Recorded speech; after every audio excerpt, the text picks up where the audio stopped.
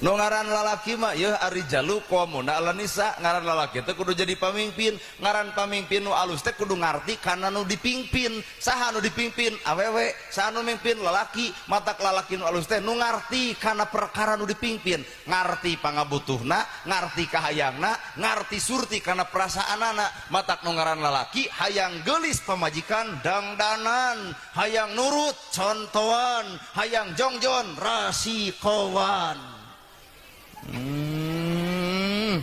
Hayang gelis dangdanan, hayang nurut contohan, hayang jongjon rasikoan, mah gera masak tak pasakeunana, mah gera nyangu tak beasna, mah dangdan tak alatna, mah ibak ye sabuna, mah diparfum tah parfumna. Ibu moal minta ka salaki, lamun salaki sok barang bere kitu bener.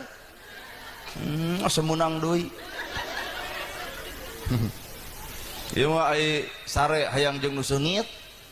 Ai dimandian ku sabun ganu. Digegeban tak tuh asah sare jeung domba Garut.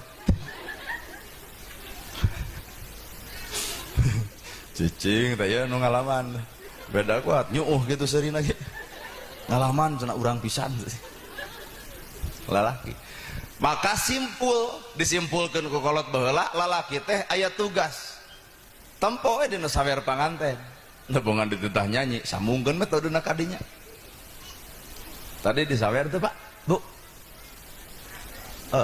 Mayar kasinen mah mayar, mending ku ieu.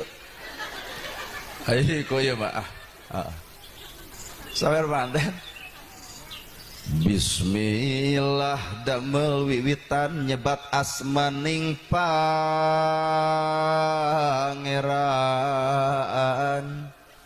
Bismillah damel wiwitan nyebat asmaning pangeran.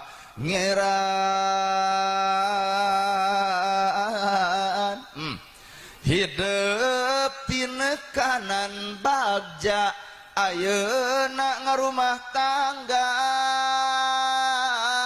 jati diri anu pasti bagja